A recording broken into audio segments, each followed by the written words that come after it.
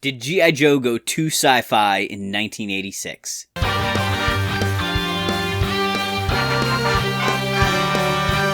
Welcome to Pegwarmers. I'm Kevin, and I'm here to talk about toys. 1986 has always been one of my favorite years of the G.I. Joe Real American Hero toy line.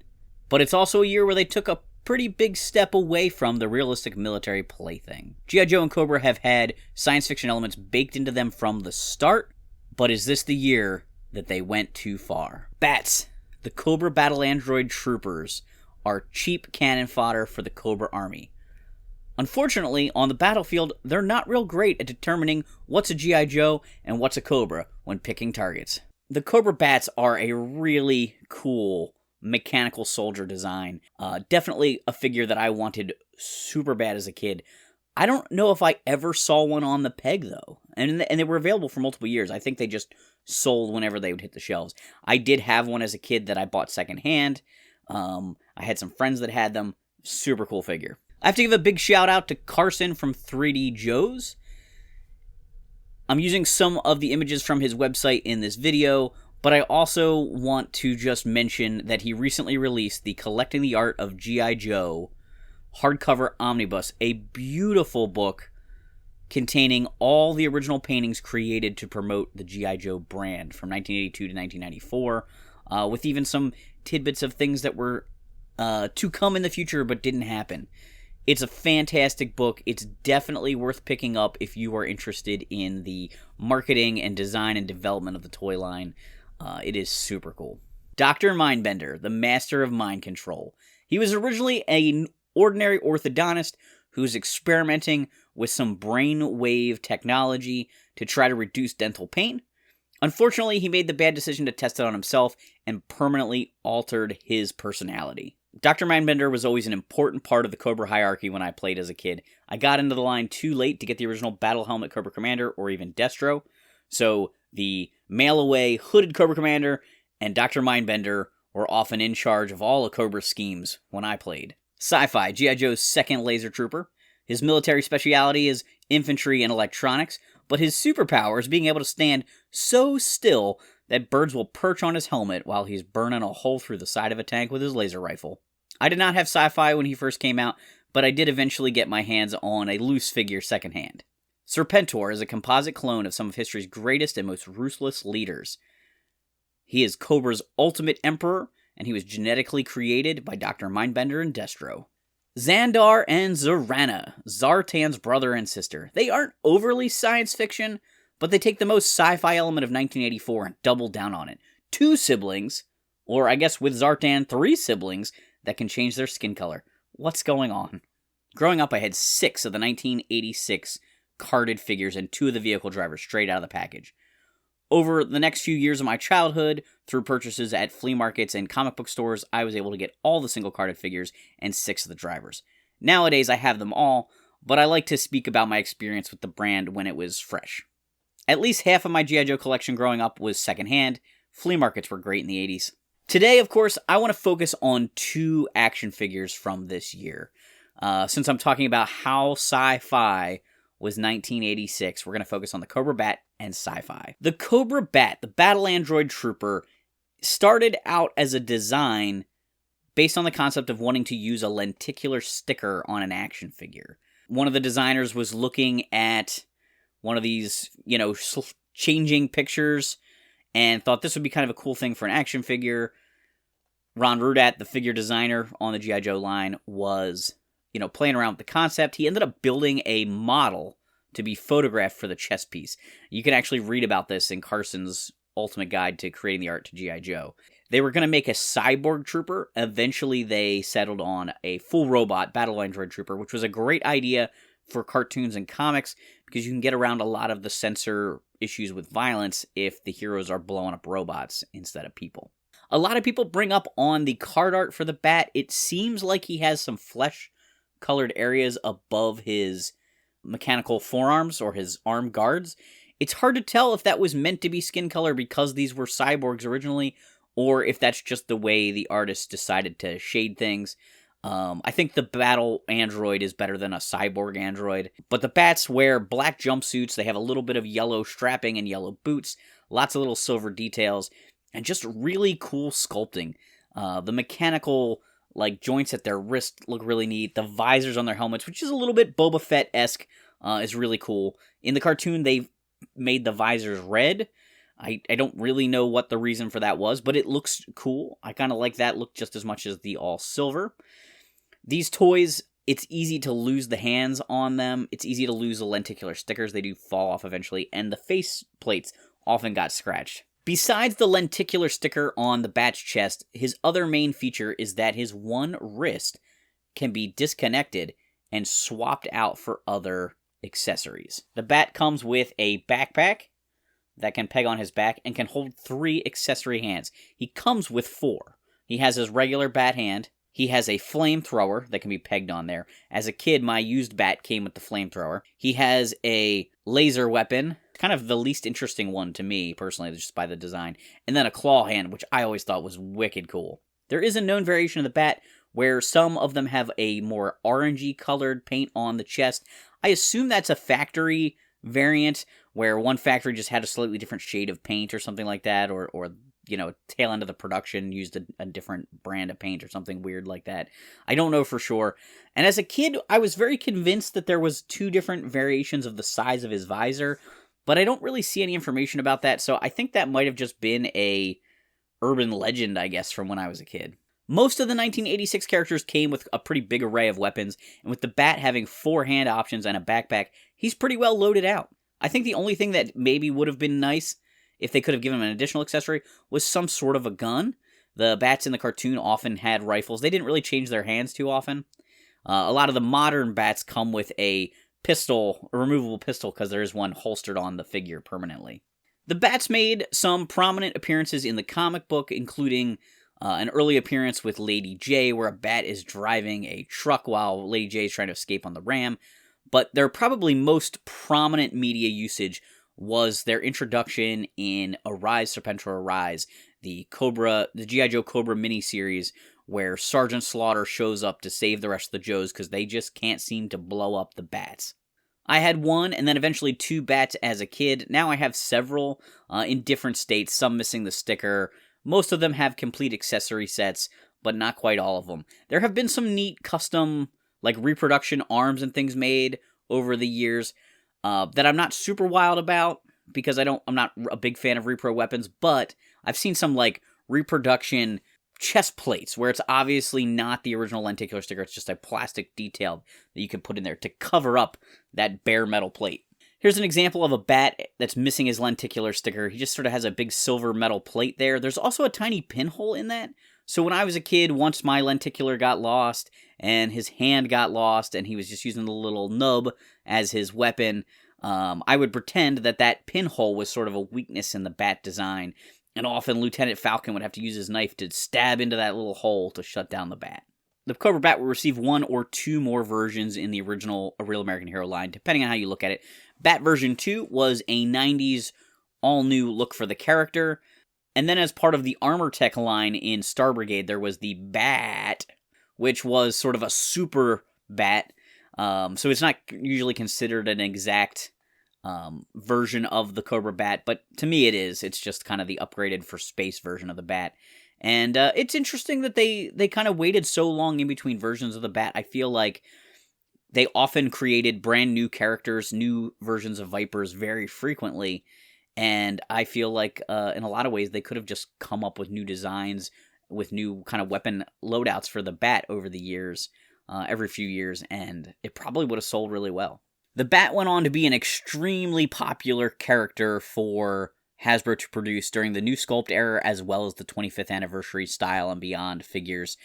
There are countless repaints of the Cobra Bat with snow gear or jungle gear, ones that you can switch both hands out, ones that came with blades and things like that. The Bats almost became the main villain during the New Sculpt era, with Destro controlling an army of Cobra Bats, actually having Storm Shadow, with his amazing fighting ability, control the Bats, and then reintroducing Overkill, the Bat leader, as a more cyborg-looking character in those New Sculpt eras and Spy Troops and things like that. And in modern day, The toy makers know that us collectors love to army build, so we've seen multiple variations of the Bat in Classifieds, and 2 releases of the Bats in the Super 7 Ultimates line. In the comments down below, let me know what you think about Bats. If there's anybody that doesn't like the Bats, just stop watching my channel. I'm just kidding. But everyone loves the Bats. The Bats, unless you are a hardcore, must-be true, real military, everybody loves the Cobra Bats. They sell for big bucks on the secondary market. I wish I had bought more of them when they were cheap.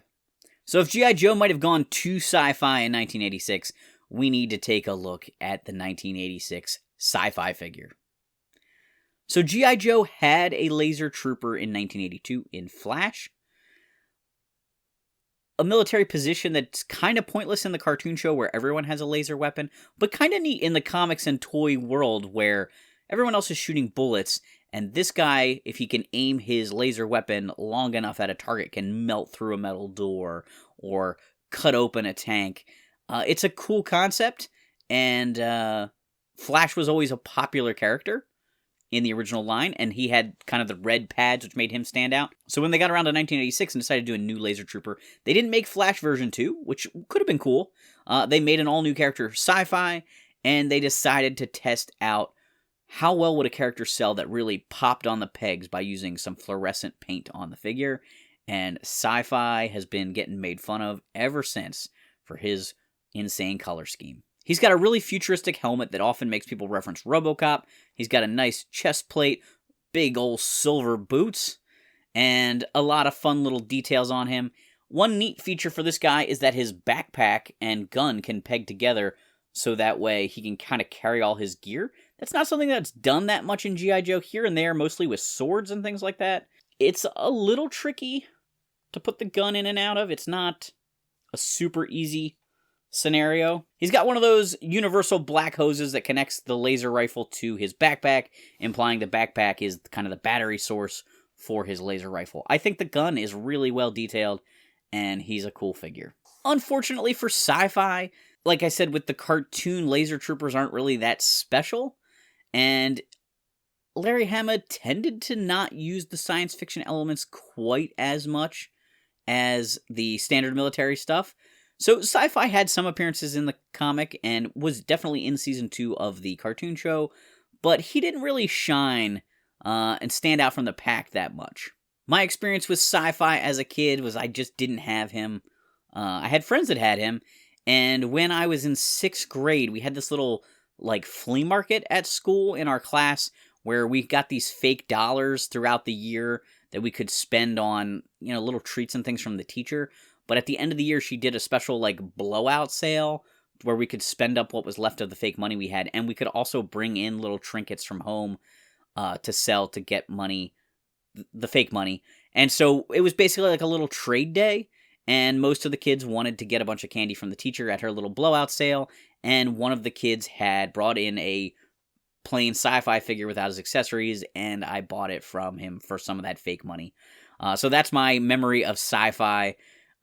Getting him, and then eventually I found his accessories and things like that. I don't think this is that original one. That one was pretty loose and wobbly, but he's a cool figure. One of my other favorite memories about the character Sci-Fi as a kid was we were at the shoe store getting new shoes, and there was a pair of white sneakers with Sci-Fi on the side. I can't remember if it was like a lenticular or more of like a puffy application, but it had Sci-Fi crouched down, kind of like his card art. And I really wanted these sneakers, and I was begging my mom for the sneakers, and they were tie sneakers, and I didn't know how to tie my shoes yet. And my mom's like, I'm not buying these for you, pick something else out. And I was like, but it's got a G.I. Joe on it. And I vividly remember my mom saying, I wouldn't buy you tie shoes if they had your dad's face on them. Find some Velcro shoes. So I did not get G.I. Joe sneakers that day. But those Sci-Fi sneakers are burned into my brain. And if I ever found a pair, an old beat-up used pair at a toy show, I would definitely have to buy them. I have some Sergeant Slaughter slippers around here somewhere. In the original A Real American Hero line, Sci Fi actually got treated better than the Bats. Sci Fi had 3 additional releases. He had a version 2 in the 90s. That figure got repainted as the pilot to the Star Brigade Starfighter, and then he got a mostly new body for a tail end of Star Brigade figure that came with like a zip-lining backpack and a weird cannon type thing built into his hand. Just a very interesting design where they're really sort of trying to like push the boundaries. A lot of those 94 guys had a lot of new detail or just sort of trying to up the ante, even though, you know, they didn't know the line was dead in the water at that point. Unlike the Bats, who became more popular in the more modern era, Sci-Fi's really only seen one release. He got a really great 30th anniversary action figure, an awesome homage to this original figure. We'll have to wait and see if he comes out in Classifieds or Super 7's Ultimate line. The Cobra Bat was designed based on the desire to include a lenticular sticker on an action figure. Sci-Fi was painted bright green to test out if figures that popped on peg would sell better. Serpentor was designed as a deluxe figure that came with a small vehicle, following the trend that Zartan started back in 1984 of introducing a new character each year in a deluxe format. Zartan's other gimmick, his color change plastic, was incorporated into Xandar and Zorana, again to try and encourage kids to be separated from their allowance money by including interesting gimmicks in action figures. If 1986 didn't push too hard on Sci-Fi, 1987 just kept on ramming harder. What do you guys think about 1986 and the sci-fi elements in G.I. Joe? I know 1986 isn't the most sci-fi year. You probably have to give that to 1993 or 1994 with Star Brigade. But we definitely saw Sci-Fi creeping in with the jetpacks and the laser troopers in 82, Zartan in 84, all the people mentioned in this video in 1986. 1987, we started going to space, and there was other interesting science fiction elements in that year as well, and it just kept going forward. So in the comments down below, I would love to hear what your thoughts are on the sci-fi elements of G.I. Joe. Love them, hate them, tolerate them. Have you guys been reading the new G.I. Joe comics from Image? I finally got issue 302 and the first issue of Duke. So 301 and 302 are continuations of Larry Hama's storyline that started in 1982 with Marvel. It's bounced around through a few publishers. He's got a new Cobra plot going on in these episodes. It's kind of interesting, kind of crazy. We'll see what happens there. This has been going on for a little while, but I wonder at some point, are there too many ninjas and too many Snake Eyes variants on the team as I read these first couple issues? I was actually behind. I never finished issue 300 or the last few issues of the IDW run, so it definitely helped me a little bit that this kind of reset up what's going on. I need to go back and read those, but they were coming out around the time I moved, and I just fell behind on reading comics. So I am kind of glad I have this new jumping on point, and both of these issues are pretty good. Duke issue 1, this is not part of the continuation of Larry Hama's story. This is part of the new G.I. Joe Transformers universe that is going on through Skybound, which is an imprint of Image, and this comic book is sort of setting up Duke as kind of the first Joe, not really the first Joe, but the main Joe, really making him out to be this amazing soldier, and he's kind of on the outs with the U.S. government at the moment because of something he witnessed on a mission, which ties into the other Hasbro brands that we're going to see in these comics.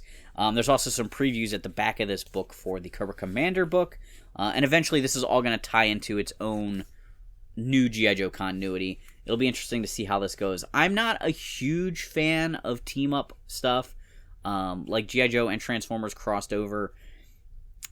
It can work, but it's hard to do. It's hard to have humans and superpowered robots kind of like fighting together on the same team or against each other and not have the power dynamic be really weird. I feel the same way with like the Power Rangers and Justice League, or the Ninja Turtles and Power Rangers. It can be done well, but it's hard.